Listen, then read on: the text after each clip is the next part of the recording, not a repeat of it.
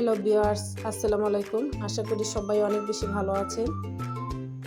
চলে আসলাম নতুন একটি রেসিপির সাথে। আজ তৈরি করে দেখাবো টমেটো কেচাপ বা টমেটো সস।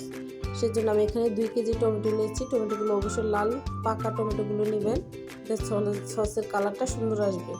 টমেটোগুলো আমি ভালো করে ওয়াশ করে 4 ফালি করে নিচ্ছি এবং সামনের যে সাদা অংশটা আছে এটা আমি কেটে ফেলে দিচ্ছি।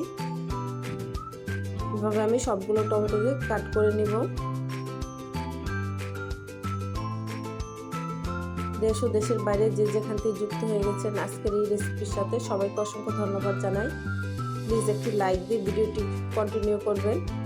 আর রেসিপির কোনো অংশ যদি আপনাদের এতটুকু ভালো লেগে যায় তাহলে চ্যানেলটি সাবস্ক্রাইব করে পাশে থেকে যাবেন। সাথে থাকা ছোট্ট বেল বাটনটি অল অন করে রাখবেন, এতে নতুন ভিডিও দেওয়ার সাথে সাথেই নোটিফিকেশন আপনি পেয়ে যাবেন। আমার টমেটোগুলো কাটা হয়ে গেল, এবার আমি এগুলোকে বয়েল করব। বয়েল করার জন্য আমি এখানে একটা প্যানে দিয়ে দিলাম, মিডিয়াম লো আছে, আমি এটাকে সিদ্ধ করব। এখানে কোনো পানি ইউজ করি নাই। একটু পর পর আমি একটু নেড়ে দিব যাতে নিচে থেকে লেগে না যায়।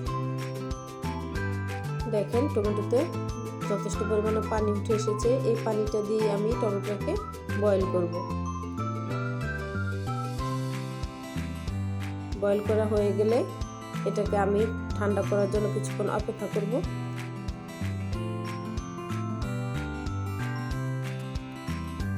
বয়েল হয়ে গেছে, এটা ঠান্ডাও করে নিয়েছি। এই পর্যায়ে এটাকে আমি ব্লেন্ডারের সাহায্যে ব্লেন্ড করে নেব। টমেটো সসটা সারা বছরই বিভিন্ন নাস্তা আইটেমের সাথে খেতে ভালোই লাগে। এই সিজনে বাজারে অনেক বেশি টমেটো পাওয়া যায়। টমেটোগুলো পাকা লাল থাকে, তাই নিজের হাতে ঘরেই খুব সহজেই তৈরি করে নিতে পারেন টমেটো সস, যা কিনা আপনি সারা বছরই সংরক্ষণ করে রাখতে পারবেন। এখানে একটা স্ট্রেনারের সাহায্যে আমি ব্লেন্ড করা টমেটোটা আমি ছেঁকে নিচ্ছি।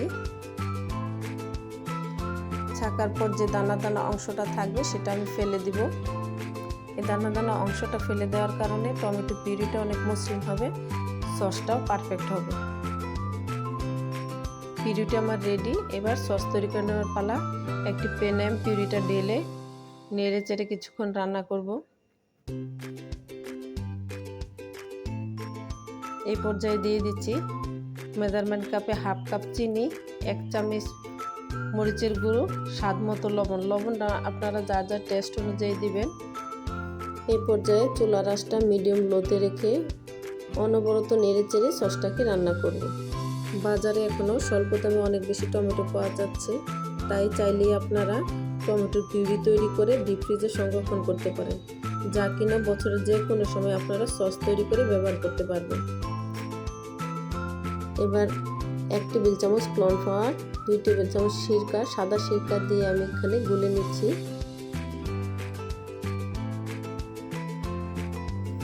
এই কর্নফ্লাওয়ারটা দেওয়ার কারণে টমেটোর সসে কোনো পানি উঠবে না, পানিটা টেনে নেবে। আর সিরকাটা দেওয়ার কারণে সসটা দীর্ঘদিন ভালো থাকবে। আমি আরও 1 টেবিল চামচ সিরকা দিয়ে দিলাম। বেশিক্ষণ রান্না করতে হবে না, যেহেতু কর্নফ্লাওয়ার দিয়েছি খুব তাড়াতাড়ি ঘন হয়ে যাবে। ঘন হয়ে এসেছে। এবার একটা প্লেটে তুলে আপনাদের দেখিয়ে দিচ্ছি। দেখেন এতে কোনো পানি নেই, লেয়ারটা সুন্দর করে নিচে নেমে আসছে। এই পর্যায়ে বুঝতে হবে সসটা আপনার পারফেক্টলি তৈরি হয়ে গেছে। এইভাবে সসটা তৈরি করলে 3 থেকে 4 মাস পর্যন্ত আপনারা নর্মাল ফ্রিজে রেখে ব্যবহার করতে পারবেন। এর থেকে বেশি সময় সংরক্ষণ করতে হলে অবশ্যই ডিপ ফ্রিজে রাখবেন, যাতে সসটা ভালো থাকবে, সারা বছর জুড়ে আপনারা ব্যবহার করতে পারবেন। সবাইকে ধন্যবাদ জানিয়ে আজকের মতো এখানে বিদায়। সবাই ভালো থাকবেন, সুস্থ থাকবেন। আল্লাহ হাফেজ।